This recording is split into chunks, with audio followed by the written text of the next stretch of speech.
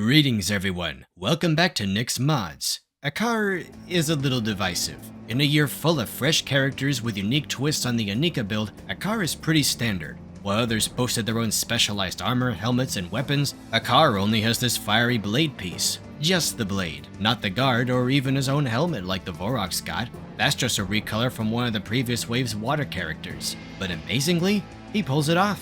He feels old and weathered, yet grizzled and defiant. His exceptionally bright colors even for 2009 give him a faded sun-bleached look, and the helmet in this context looks more like lava than flames. An appropriate build for an understated character, and he ironically stands out in a crowd of other 2009 fighters. So despite his flaws, he provides a strong base to build upon. So a funny story about this mod, it was originally a Kapura mod, made from Ackar, back when I was still working on Nova Orbis and had plans for a flashback story about the Chronicler's company as a Toa team, led to the planet by Huki. You can see some of these characters in mock form back in my 2015 mega reviews. I gave Toa Kapura new feet, moved the bell bottoms up a bit, and swapped the shoulder armor for the old feet, connected like Trinumas.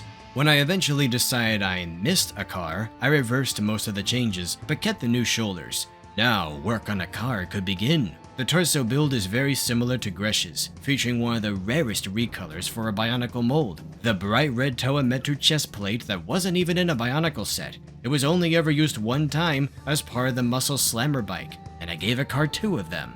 The smoother hip piece was not released in that color, so I worked in some other dark red to go with it, but kept it all behind him, creating a front-to-back gradient, basically shading him. One of the more inspired color choices for the time was the original figure's gray hands. They give some contrast that would be common with later Bionicle and Hero Factory characters, like they're wearing gloves. This effect carried over to all the gray bits I added, like leather or chainmail peeking through gaps in the armor. Fun fact, this is the only Glatorian I've modded with 2 shell colors. The thigh plates were easy, you've seen this half a dozen times. The upper arms were tricky. There are many feet molds that make good shoulders, but they don't leave room for CCBS shells. Here's how I did it. There are only so many orange pieces I could use as side skirts, so I turned a 2016 Scally for a recolor of a 2009 piece. Go figure. I expanded the orange chest armor with lots of spiky filler, and I think it flows together well enough. Lastly, I gave him a shield similar to Ranu's, and like he had in the movie, but with protection for his hand.